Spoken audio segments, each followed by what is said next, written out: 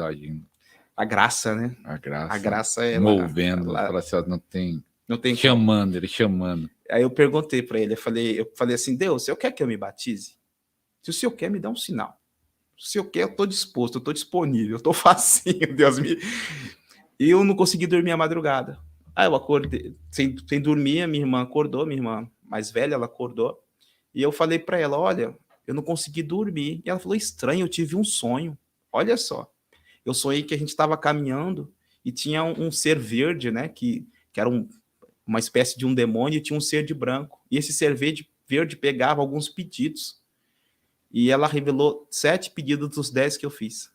Eu tinha feito 10 pedidos para Deus. 7? Ela revelou 7 no sonho dela, que estavam amarrados, que estava na mão do inimigo. Olha. Aí ela também é usada no profético. Mas só que ela é uma outra, de outra forma. E aí eu falei assim, bom, é o sinal. Deus quer que eu me batize. Deus, se eu quer que eu me batize, me dê um sinal. O sinal tá aí, Deus deu um sonho. Aí na noite eu fui para a igreja. Eu lembro que quando eu cheguei assim perto da igreja, assim, eu olhei distante, a igreja era numa subida, eu vi uma nuvem, eu vi como se fosse fumaça. Falei assim, a igreja tá pegando fogo? Hoje não vai ter culto. A igreja tá pegando fogo. Quando eu entrei no culto, eu entrei na igreja, não tava nada, a fumaça dissipou. O pastor pregou uma palavra que eu não me lembro mais do que ele pregou.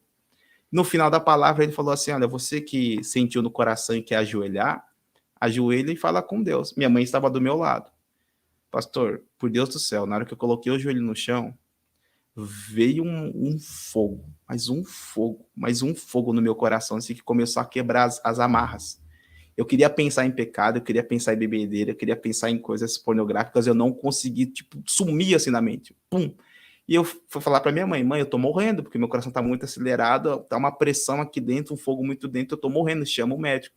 Na hora que eu fui falar isso para ela, não saiu língua. Foi a primeira vez. Primeira vez. Aí eu tentei falar, me ajuda, me socorre, não saía. E eu falei, meu Deus, o que tá acontecendo? Você vai me matar desse jeito, não tô aguentando, eu vou explodir aqui. E eu sentei, eu queria parar e não conseguia parar de falar em línguas. Eu queria falar português e não saía português.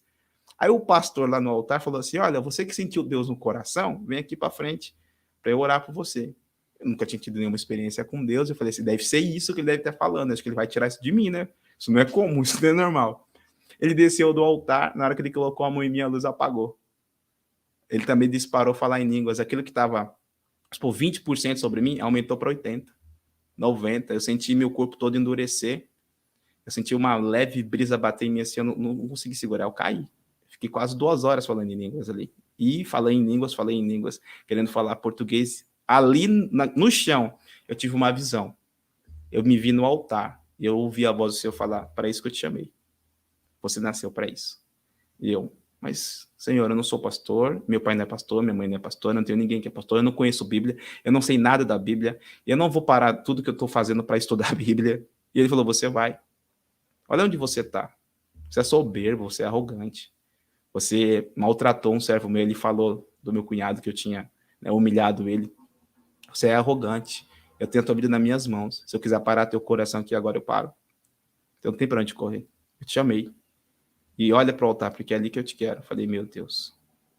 Chamado forte, né? Não teve como voltar. Não tem como fugir disso. Não tem como. Se fugir disso... Aí o mais engraçado foi que eu levantei, eu vi tudo rodando. Depois tá lá em Atos, né? E eu comecei a andar alto. Tá. Eu falei, eu tô bêbado.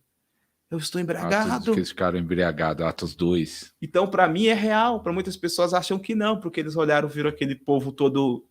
Como é que o embriagado fica? Ele fica comum? Não fica comum. Não é algo comum. Uma pessoa embriagada pela trança, fala meio lento, meio arrastado, fica meio aéreo e tal. E eu fiquei tudo desse jeito. Olha que a gente tinha bebido muito mundo. Mas ali não. Eu lembro que eu fui pegar o ônibus, eu quase errei o degrau do ônibus. Aí eu sentei assim, parecia que eu tava naquela brisa, assim. Eu falei, meu Deus. Então, mas eu quero agora pular para um ponto importante. Fala essa. Não, um ponto importante, porque aí nós vamos desenrolar sobre um avivamento. Sim. Que aí começa o seu ministério e aí você disse, numa parte do seu ministério, não sei quantos anos depois dessa experiência, desse início, você disse que provou um avivamento na igreja que você estava, né? Diz que houve conta aí desse avivamento que houve nessa igreja, já não sei quantos anos depois, 5 anos. Então, Ou se foi algo instantâneo? A partir desse momento, né, eu tive uma experiência muito forte nessa mesma madrugada que o Espírito Santo se revelou para mim. Para mim era Deus, né? Tudo era, não tinha ainda discernimento que é Deus, Jesus, o Pai, Jesus e o Espírito Santo. Conseguia entender. Para mim era tudo a mesma coisa. Eu acordei no outro dia, né? Passei uma madrugada toda debaixo daquele fogo. Eu fiz um teste, né? Eu tinha um problema na perna de um deslocamento que eu tive no tornozelo jogando bola e ficou magoado meu tornozelo. Isso quando eu tinha 9, 10 anos. Eu estava com 23 para 24.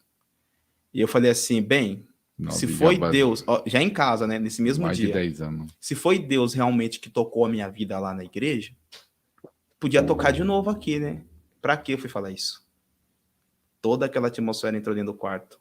Aquele fogo, aquela explosão dentro da gente, assim, não sei se você já sentiu isso, pessoal, uma explosão extraordinária, voltou, só que muito mais forte. Eu falei, agora chegou a hora, eu vou morrer. Não tenho o que fazer, ele quer me matar mesmo. Porque até então eu não sabia que ele estava, né, se revelando para mim. Se manifestando. Aí eu falei, Jesus, se é tu mesmo que está fazendo isso comigo, cura a minha perna. Eu senti uma mão assim, passar da minha coxa até o tornozelo, apertar o tornozelo e soltar. Ele falou para mim, tá curado.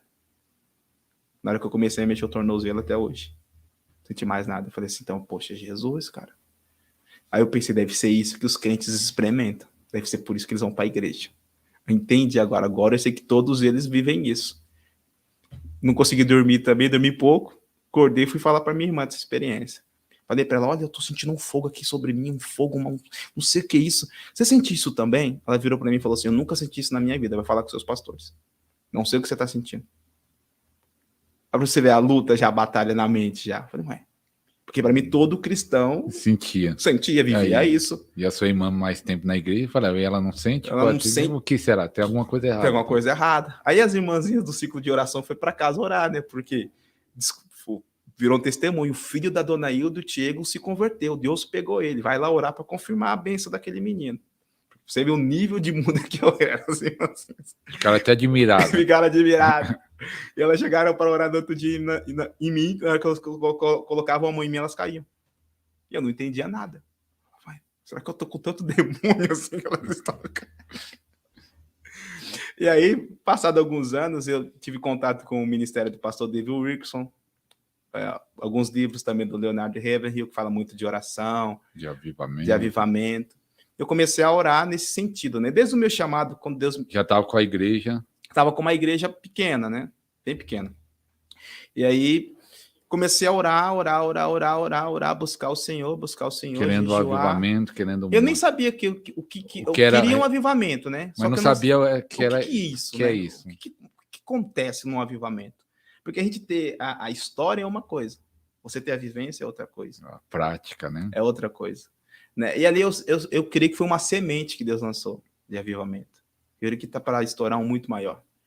Porque eu ainda era muito imaturo para entender algumas coisas. Aqui só Deus mostrando, ó, é mais ou menos isso, mas ainda coisas maiores. Carros paravam na frente da igreja para ofertar. Pessoas vinham com cerveja nas mãos e ofertavam a igreja. Ficava do lado de fora ouvindo o culto. Os jovens, no meio da palavra, assim, ministrando uma palavra simples sobre salvação, os jovens, eles se levantavam da igreja e saíam correndo nas ruas gritando, Jesus te amo.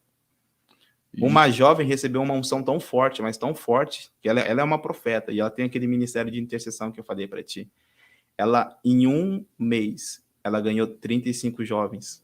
35. Ela começou a fazer salas de oração dentro da escola dela. Ela era conhecida como a menina da oração. Até os professores pediam oração para ela. Esse no tempo do avivamento. No tempo do avivamento. Da igreja. Nossa, a gente fez um acampa dentro. Não teve acampa dentro, foi só fogo